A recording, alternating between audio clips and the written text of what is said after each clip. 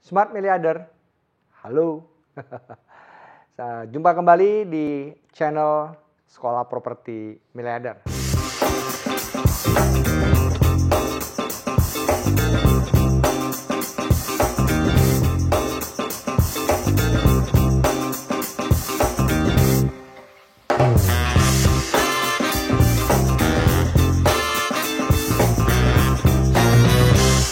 Kali ini saya akan membahas kenapa sih kita harus berinvestasi di properti. Bagaimana kita membandingkan dengan investasi kita di saham atau kita membandingkan investasi kita dengan emas. Ya.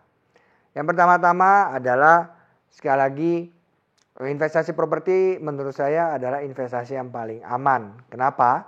Karena properti itu adalah kebutuhan pokok. Sehingga investasi untuk kebutuhan pokok tentu akan menjadi luar biasa.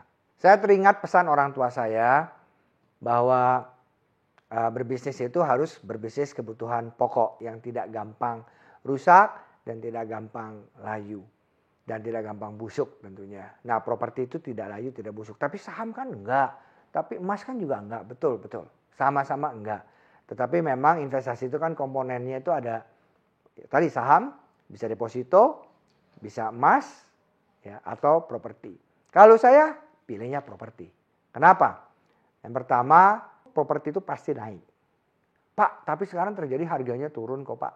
Pada saat kondisi sekarang harganya turun. Iya, harga turun. Tapi biasanya misalnya harga itu naik terus dari 50 mencapai angka 80. Dalam pandemi ini, karena video ini dibuat pada saat masa pandemi. Properti turun. Dari 80 turunnya ke berapa? Turunnya ke 70. Ada Pak yang turun sampai ke 60. Oke, turunnya ke 60. Tetapi saya yakin begitu properti ini booming, maka akan terus naik lagi menjadi bukan cuma 80, naik sampai ke 90, 100, 120, akan terus naik terus. Itulah properti yang sifatnya cenderung naik. Kalau saham jelas, kalau saham turun ya, terus setelah turun ya, setelah turun terus kemudian turunnya naiknya bisa lebih tapi bisa juga kurang dan bisa turun lagi. Sedangkan properti kalau sudah naik dia turunnya sedikit, naiknya lebih banyak lagi. Nah, itulah perbedaannya dengan saham. Ya, kalau saham juga kita harus memperhatikan setiap hari. Ya.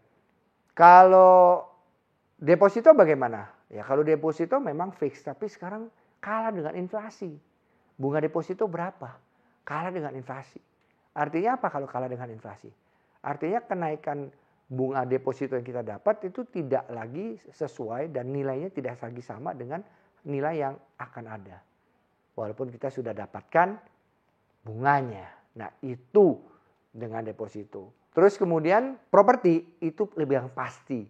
Kenapa? Karena properti tidak hanya bentuk suratnya saja, tapi kita juga punya fisiknya.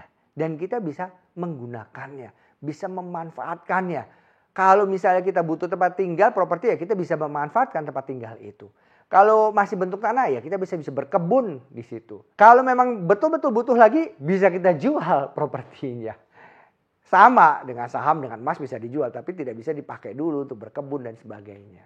Terus kemudian properti kita butuh duit sedikit bisa kita jaminkan juga. Kita taruh di bank untuk kita mendapatkan kredit dari perbankan.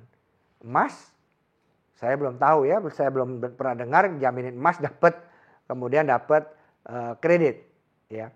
Atau memang pengetahuan saya tidak sampai ke sana, tapi biasanya jarang untuk di sana. Jadi properti tetap investasi nomor 1 dan unggul. Lantas bagaimana kita berinvestasi properti supaya menguntungkan? Kita akan lihat di channel-channel berikut kita, di channel-channel yang ada di makanya harus Anda subscribe, harus Anda pencet loncengnya supaya Anda menerima informasi selanjutnya. Kira-kira kalau mau investasi properti menarik itu seperti apa? Capital gain, yield dan sebagainya. Anda silakan Anda cari di Sekolah Properti Miliarder ini. Demikian Smart Miliarder. Jadi properti tetap menjadi investasi yang lebih menguntungkan dibandingkan dengan investasi lainnya. Baik itu saham, baik itu deposito, baik itu emas. Walaupun harga emas naik terus. Tapi ada yang tidak bisa dilakukan oleh emas, tapi bisa dilakukan oleh properti. Seperti tadi berkebun. ya, berkebun dan beternak uang melalui properti.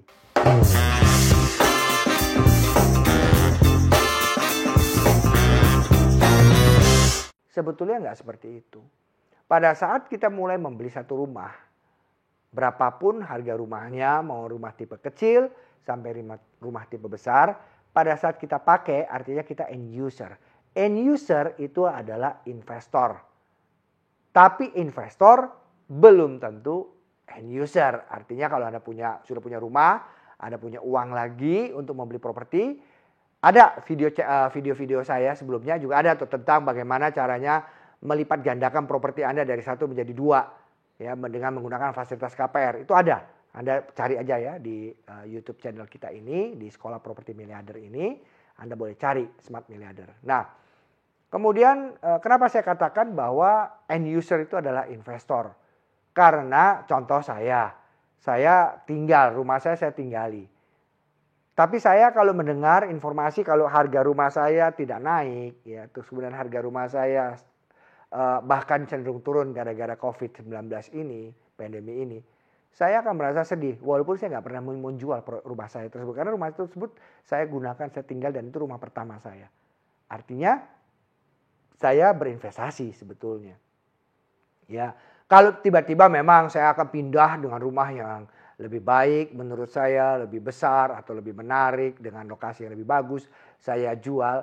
Harganya tentu sudah lebih mahal daripada sebelumnya yang saya beli. Ya, rumah yang tempat saya tempatin itu sudah belasan tahun. Ya, saya jual tentu investasi saya sudah meningkat. Itulah end user disebut adalah investor, tapi investor belum tentu end user. Jadi Anda bisa pilih mau yang mana Anda melakukannya. Sekali lagi Anda bisa melipat gandakan kok properti Anda. Caranya ada. Caranya saksikan YouTube kita ini, channel kita ini. So, saksikan terus channel-channel kita.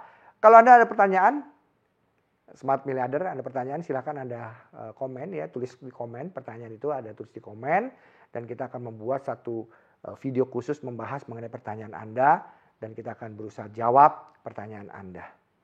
Jangan lupa terus semangat, jaga kesehatan, dan terus berinvestasi di properti. Salam properti.